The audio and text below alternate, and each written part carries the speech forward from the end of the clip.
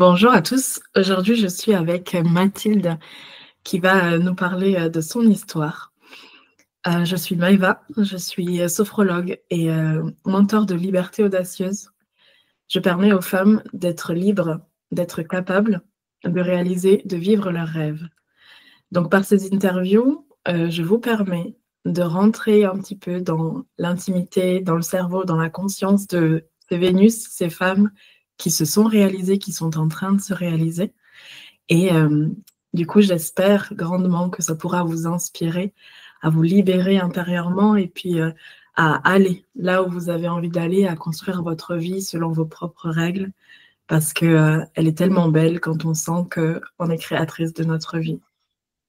Bonjour Mathilde, bienvenue, je suis ravie de t'accueillir.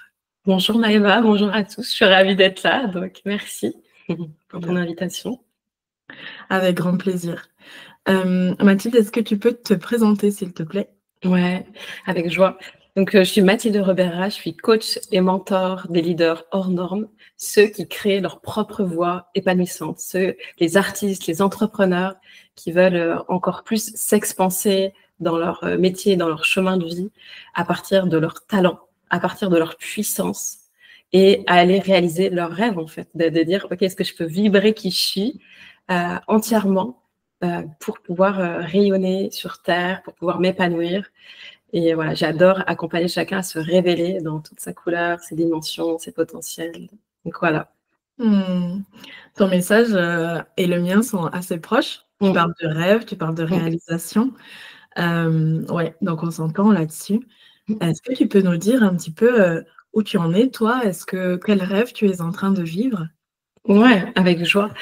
Les rêves que je suis en train de vivre, c'est que il y a déjà 2 ans, avec mon compagnon, on a tout quitté. On a quitté notre appart, notre région, nos amis, puis on a décidé de partir en voyage. Ça, c'était un de mes rêves, en fait, de dire, OK, on y va. On sait un peu quand on part, on sait pas trop quand on revient. Cet espace d'aventure. Et moi, je vis vraiment, quand tu parlais de liberté, cette liberté de, OK, là, j'y vais, en fait. Et pour moi, cette liberté, oui, il y a des peurs parce qu'il y a de l'inconnu. On ne sait pas, en fait, vraiment. En plus, on est parti aux États-Unis, on est parti au Mexique, au Canada. On savait pas trop, en fait, le planning avant. On savait le premier mois, mais on savait pas les autres mois. Et pour moi, il y a dans cette notion de liberté, il y a, OK, j'ai peur parce qu'il y a de l'excitation, il y a du stress parce que c'est de l'inconnu, en fait. Mais c'est ça aussi qui drive, en fait, se dire, OK, je vais me rencontrer aussi dans cet inconnu. Parce que pour moi, ce voyage-là, ça a démarré une rencontre aussi avec moi. Comment je me découvre quand je suis dans cet espace que je connais pas, de voyage, j'ai plus de repères, ok, j'ai plus mon quotidien, j'ai plus mon appartement ou ma maison, j'ai plus voilà les habitudes que j'avais. Et ce voyage-là, il a ouvert, et c'est ça que je vis cette année aussi comme rêve, le fait que j'accompagne les gens en voyage dans le monde. On a démarré cette année avec le Maroc, où je co-anime un stage avec mon compagnon au Maroc pour aller se reconnecter à sa voie VOX et VOIE. Moi, j'accompagne les gens sur leur chemin, sur leur voie. Et dans pas longtemps en Irlande. Et il y a vraiment ça, c'est vraiment un rêve que je vis et que j'adore, en fait, pouvoir vivre et accompagner ces gens dans des espaces où, comment on va se découvrir dans des espaces où c'est l'inconnu, en fait. Et c'est là qu'il y a des choses qui se révèlent, en fait. Il y a des rencontres avec soi, des rencontres avec moi, j'aime connecter les gens à leur puissance, à ce feu sacré, parce que ça demande d'aller chercher dans ces tripes. Pour moi, les rêves, comme tu dis, c'est dans nos tripes, en fait. C'est dans ces désirs de, oh mon Dieu, je m'autorise pas forcément parce que ça fait peur, parce qu'on a peur des fois du regard des autres, du jugement, de me dire, mais comment les autres vont me percevoir? Donc voilà, ça, c'est un de mes rêves que je suis en train de vivre en ce moment. Donc, c'est génial. C'est vraiment inspirant parce que du coup, tu as pu, par rapport à une expérience personnelle, avoir un déclic, le ressentir à l'intérieur de toi, et puis réussir à vivre ton rêve personnel de voyager avec une possibilité professionnelle où finalement tu crées ta vie de cette façon-là, où tu t'épanouis et en même temps tu transmets quelque chose à d'autres personnes tout en travaillant, quoi. C'est génial. Ouais, ça a fait tellement sens pour moi quand j'ai voyagé. Il y avait quelque chose qui est, j'ai envie de le partager, j'ai envie que ça soit partagé. J'ai envie que cette joie ou cet émerveillement que je suis en train de vivre, que ça soit pas juste moi dans mon univers. J'ai envie que d'autres puissent vivre cet émerveillement et qu'on vive ensemble. Je sais pas si vous connaissez le film Into the Wild. qui parle aussi beaucoup de liberté. Et à la fin, c'est le bonheur n'est réel que lorsqu'il est partagé. Ça, c'est une phrase qu'il a écrite.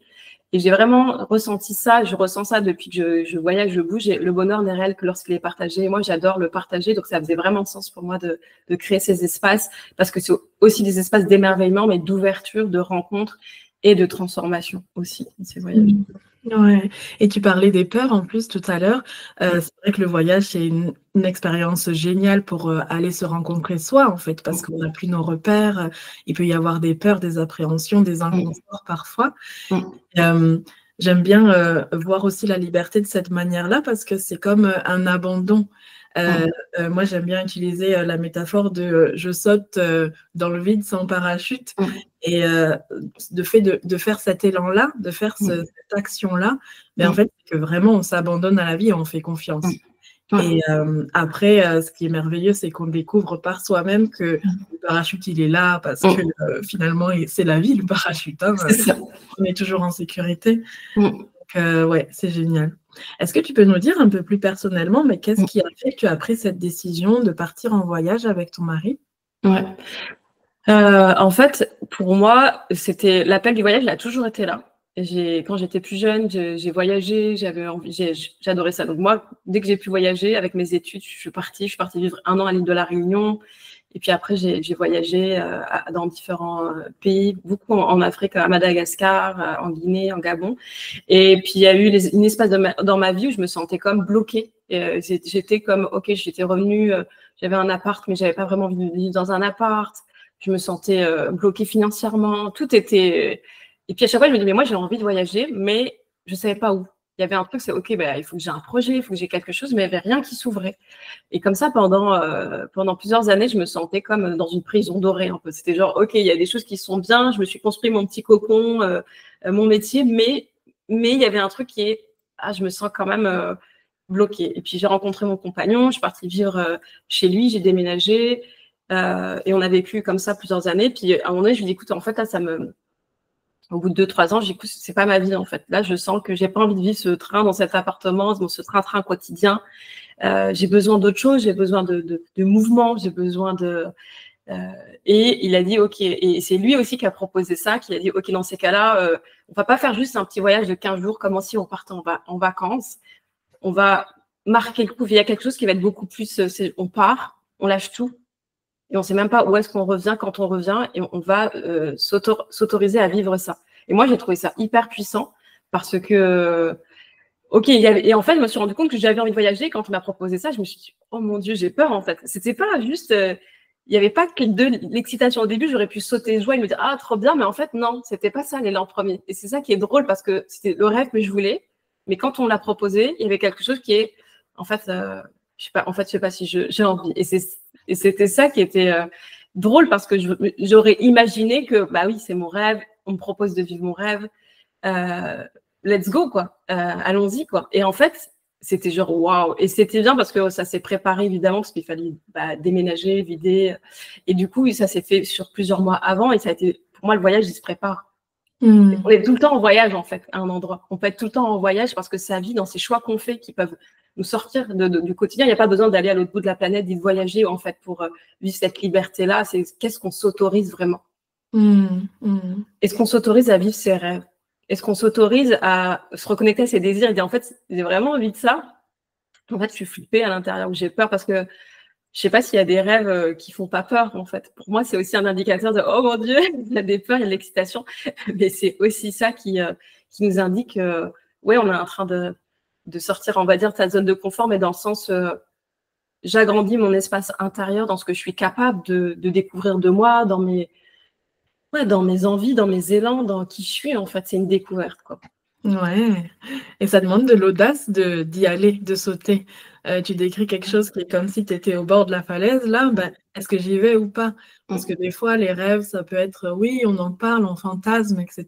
Mais ça reste un petit peu éphémère, un petit peu invisible. Et là, c'est rigolo ton partage parce que du coup, quand on te le propose, en sachant que c'est ton rêve depuis toujours, il y a quand même ce moment de recul. Ah mince, est-ce que j'y vais vraiment? Ouais, c'est marrant. Parce qu'en fait, il y a certaines personnes qui pourraient se dire ah, je rêve de ça. Et puis quand ça se présente, en fait, ne pas y aller. ne pas s'autoriser, ne pas dire oui, parler d'autorisation. Et il faut voir aussi, questionner s'il y a des bénéfices à rester dans notre situation aussi.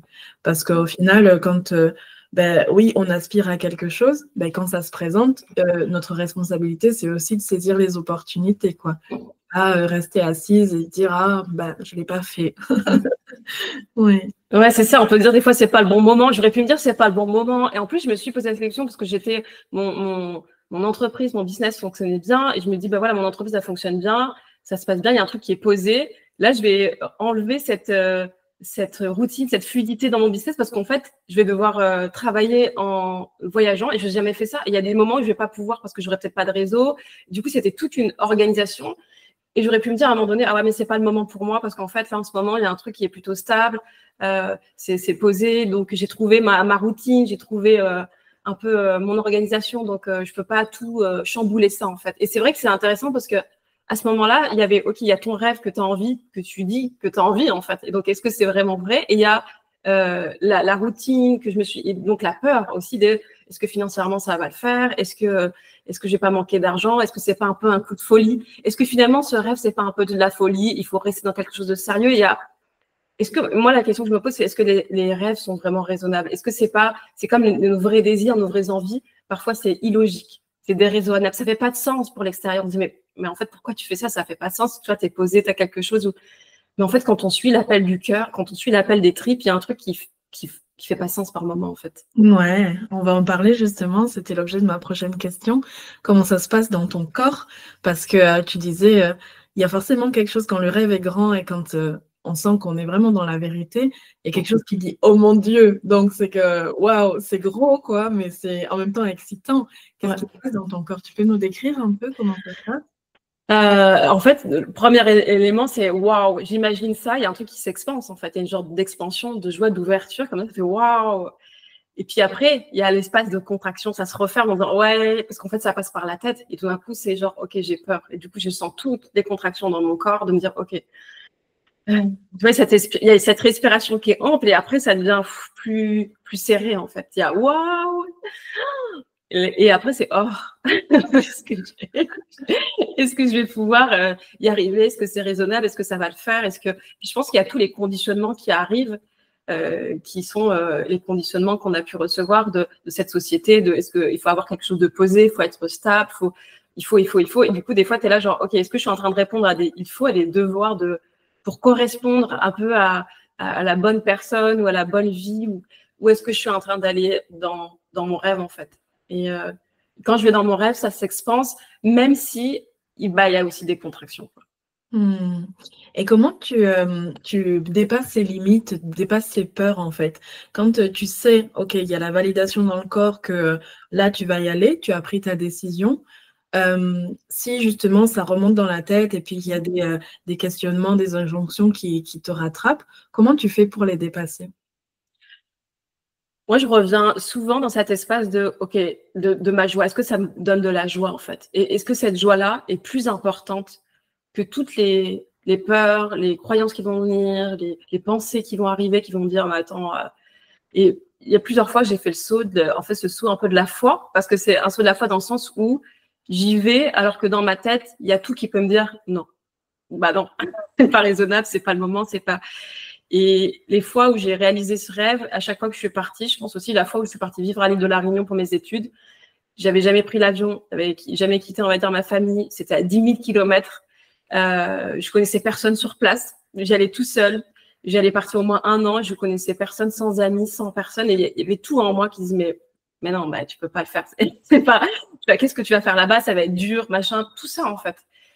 Et en fait, il y a quelque chose qui était plus puissant en moi, il y a quelque chose qui est plus posé, mais comme quelque chose, une joie, mais qui est paisible en fait. Une sorte de, en fait, c'est ça ton chemin. Et oui, ça fait peur, mais tu sens qu'il y a un appel. Enfin, moi, j'ai vraiment senti cet appel. Dans ce voyage-là, il y a un truc qui était à la fois excitant en fait, très excitant, très et paisible à la fois, en me disant, OK, je vais vivre ça. C'est incroyable. Et je ne sais pas qui je vais découvrir, je ne sais pas qui je vais être après. Mais je sens que... et le voyage, il a démarré au moment où on fait le choix, en fait. Pour moi, le voyage, il démarre quand... OK, à partir du moment où j'ai dit oui, parce que c'est là que tout se réveille, en fait. Et Et c'est aussi important que le voyage en lui-même, on va dire. Enfin, pour moi, c'est aussi important. C'est pour ça que c'est le chemin et pas l'arrivée en soi, en fait. Aussi, quand on vient réaliser un rêve, il y a toute la préparation en amont, il y a tout le moment où on se pose le choix. C'est pas juste, ah, ok, ça y est, je suis arrivée, j'ai été dans le pays que je voulais, puis c'est bon, ça c'est fini. En fait, il y a vraiment tout. Et puis il y a une transformation après aussi, quoi. Tu parles de deux choses qui sont hyper intéressantes. La première, c'est vraiment, c'est comme si tu étais entouré de je ne sais pas, je ne sais pas, je ne sais pas, mais au cœur de ça, il y a un je sais qui est tellement plus gros et tellement plus lumineux qui fait que ça te pousse à le faire quand même. Et la deuxième chose, c'est que vraiment, tu es, comment dire ça? C'est en fait, quand tu as pris la décision, c'est là que tu dis le voyage commence maintenant. C'est qu'en fait, tu es déjà projeté, tu es déjà dans ta vision future et en fait, tu incarnes déjà celle qui est déjà à La Réunion, par exemple, quand tu prends la décision. Ouais, c'est ça. Celle qui a décidé, bah, c'est celle qui va y aller de toute façon. Donc, c'est comme si tu y étais déjà. C'est ça. Et oui, exactement. Il y a quelque chose qui est, OK, il y a cette force en moi, cette version de moi qui, en effet, a pris sa décision, sait qu'il y a quelque chose qui a à vivre là-bas. C'est un appel profond. C'est un appel du cœur. C'est une vision. Puis là, ce voyage que j'ai fait il y a 2 ans, si j'avais pas ouvert tous ces voyages pour moi, bah, j'aurais peut-être jamais proposé cette année tous ces voyages. Et en fait, ça a ouvert ça. Et ça aussi, proposer des voyages pour les gens, c'était un rêve que j'avais depuis plusieurs années, mais c'était toujours, ouais, mais qui suis-je pour organiser? Mais à un moment donné, c'est OK. Je peux continuer à me raconter des histoires ou je peux passer à l'action et je peux me voir comment c'est. Oui, je pourrais dire, oui, mais je sais pas, est-ce que les gens vont répondre à l'appel? Est-ce qu'il y a des gens qui auront envie de nous suivre dans ces voyages?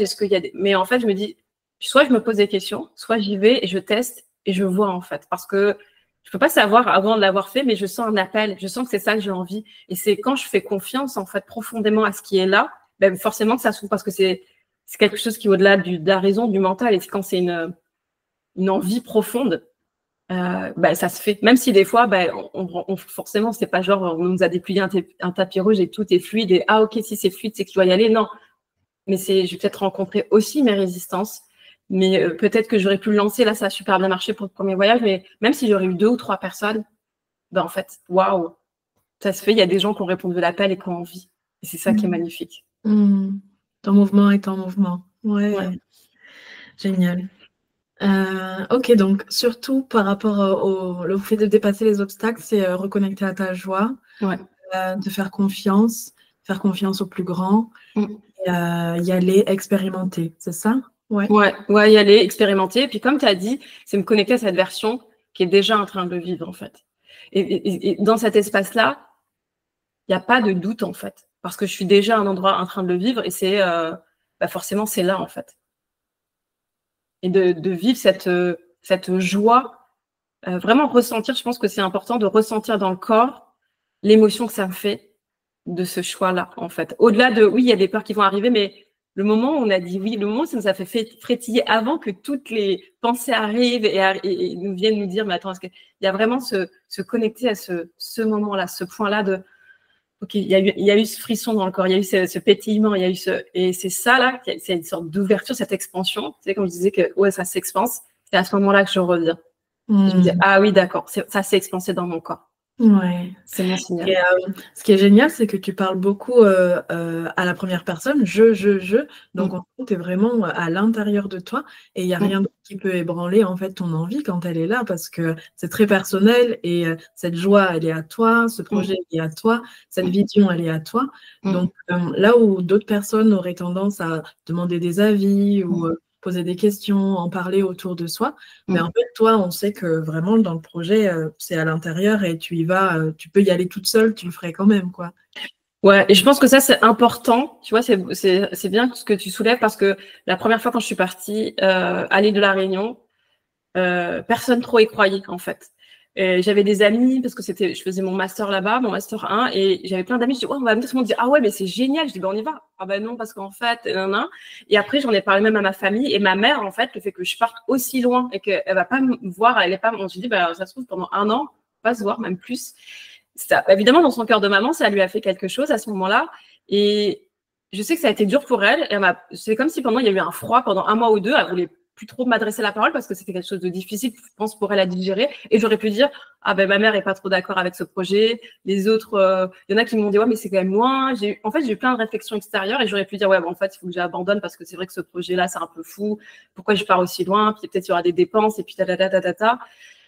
Et puis je me suis dit, si je me retrouve toute seule et que je vis des choses difficiles, bah, j'aurai personne, il n'y aura pas un soutien d'un ami, j'aurai pas le câlin d'une maman à ce moment-là ou quoi. Mais en fait, il y avait vraiment ça, le fait de, ok, mais en fait, il y a un truc plus profond qui m'anime. Et dans ces cas-là, peu importe si même les gens proches ne sont pas d'accord avec moi ou m'encouragent pas ou me soutiennent pas dans ce projet-là, parce que des fois ça arrive, c'est ok, bah j'y vais parce que pour moi là, ça fait sens en fait sur mon chemin.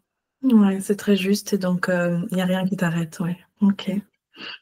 Est-ce que tu aurais justement un dernier conseil pour une personne qui n'ose pas, qui a encore des résistances, qui est très inspirée, qui a envie de voyager comme toi, mais qui l'a encore jamais fait? Quel conseil tu aimerais lui donner là? Écoute plus tes tripes, ton cœur, ta joie que tes peurs, mais en même temps, prends-les en compte, tes peurs, parce que je pense que c'est bien de se dire, je fonce, mais sans forcément y aller en mode force, genre, ouais, j'y vais, peu importe. C'est juste, ok, j'entends que j'ai peur. Je vais pas le renier, en fait, je suis authentique. Et en même temps, je m'accompagne dans ces peurs. C'est-à-dire que, ouais, c'est comme si je tenais la main aux espaces en moi, aux endroits où ma petite fille intérieure qui a peur, en fait, qui se dit, mon Dieu, mais qu'est-ce qu'on va vivre? Et la rassurer et y aller dans cet espace de, j'ai envie de dire, d'alliance intérieure, de soi à soi. C'est être dans cette alliance pour se dire, OK, là, j'y vais. Si c'est vraiment un rêve, si ça te porte, si tu sens que là, tu trouveras, le chemin, il s'ouvrira. Crois en tes rêves, parle-en si tu as envie autour de toi, écris-le, mets-toi dans ta version de toi qui est déjà en train de le vivre. Et tu vas voir que moi, je sais qu'il y a plein de fois qu'on a des projets, on ne sait pas comment ça va se réaliser, puis la vie, elle te met sur... quand c'est le moment, ça, ouais, tout s'ouvre en fait. Et c'est là que tu dis, ah ouais, j'y croyais pas ou j'avais peur ou je savais pas comment ça allait se réaliser. Et en fait, ça se fait. Et donc, nourrir son rêve, s'accompagner à l'intérieur de soi avec cette alliance et se projeter, en fait, être déjà dans son rêve en train de le vivre. Ouais, génial. C'est merveilleux que tu parles de ça, le fait de pouvoir accueillir ses peurs tout en douceur, en fait. Et c'est un des points de ma méthode, c'est vraiment s'accueillir entièrement. C'est-à-dire qu'on n'est pas là pour forcer, pour résister ou vouloir effacer quoi que ce soit. En fait, l'idée, c'est vraiment de s'accueillir entièrement, de voir avec sincérité un petit peu ce qu'il y a à l'intérieur de nous, que ce soit lumineux ou un peu plus sombre. Et, c'est magique parce que quand on fait ça, quand on apprend le processus, ben en fait, ça devient tellement plus léger et tellement plus doux pour nous-mêmes que c'est plus agréable, plus confortable, quoi.